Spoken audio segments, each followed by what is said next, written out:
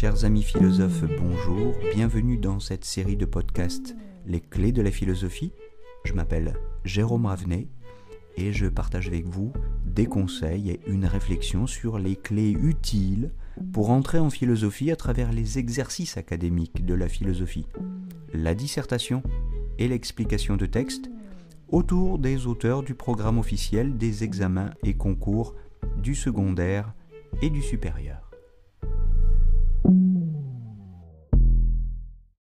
Chers amis auditeurs, bonjour. Nous nous retrouvons aujourd'hui pour parler de liberté d'un point de vue religieux ou mystique.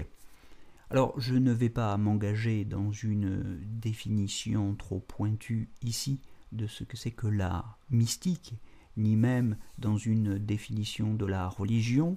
Je renvoie à des podcasts ultérieurs pour ces questions pointues, intéressantes mais trop techniques. Aujourd'hui, je me concentre sur la question de la liberté. D'un point de vue religieux ou mystique, dans ces traditions religieuses ou mystiques, issues du platonisme, ce platonisme qui va traverser le christianisme et l'islam mystique, c'est-à-dire le soufisme. Je vous renvoie par exemple au poète et penseur Rumi. La liberté désigne, dans ces traditions donc, une expérience de l'éternité, une abolition du temps mesurable, dans une union extatique avec le divin, au-delà de toute séparation, au-delà de toute forme séparée, au-delà donc de tout langage, au-delà de toute distinction du sujet et de l'objet. Et je dis que ces traditions dérivent du platonisme parce qu'il y a chez Platon, au livre 6 de la République, une certaine idée du bien qui est, nous dit Platon, au-delà des essences.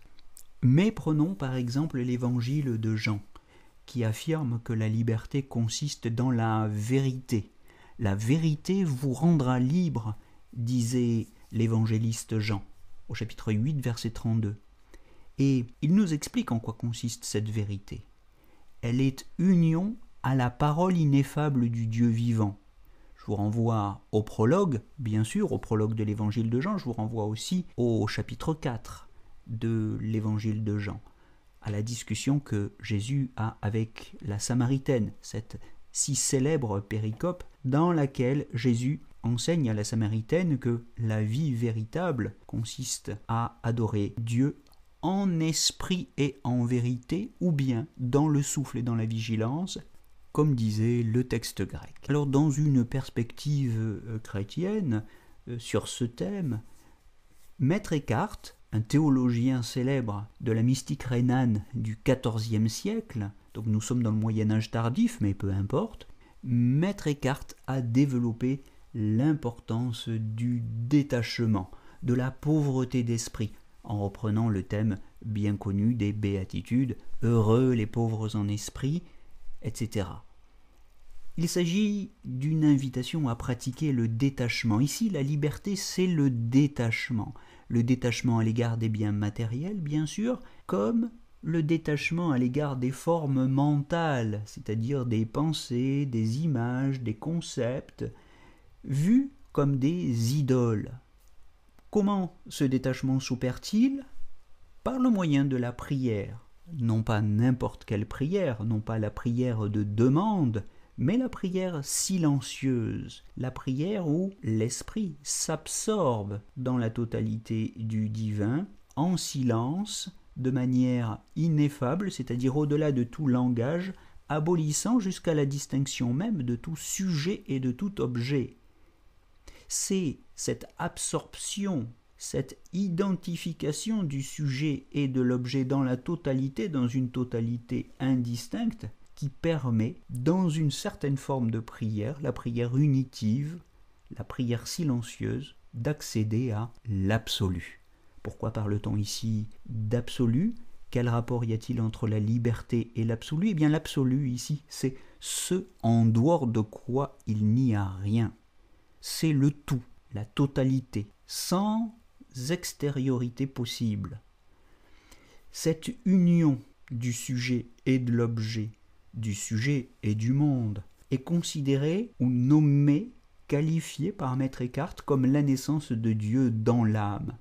Et Maître Eckhart considère que la souffrance et le vide Là, nous parlons des moyens qui permettent de cultiver la liberté. La souffrance, dit-il, explique-t-il longuement, et le vide sont les chemins les plus courts pour y arriver. Le vide, entendez bien, le vide de l'esprit, c'est-à-dire l'effort pour supprimer dans l'esprit tout concept, toute pensée, toute représentation d'une manière générale.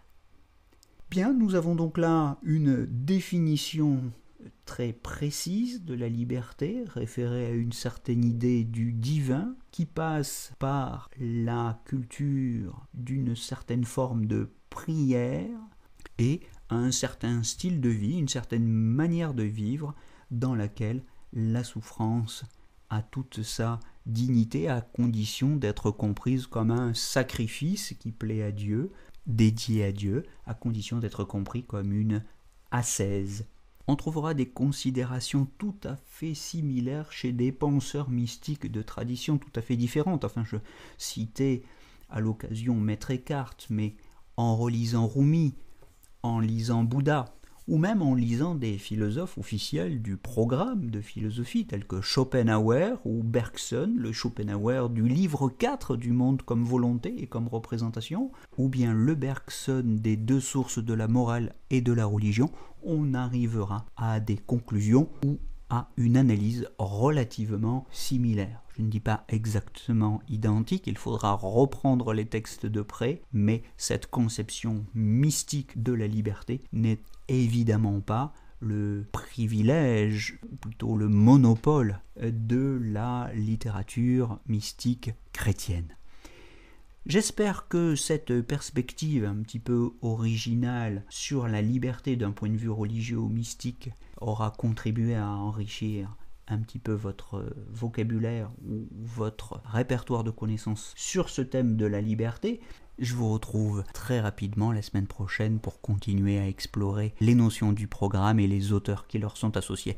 Je vous souhaite une belle journée. À très bientôt.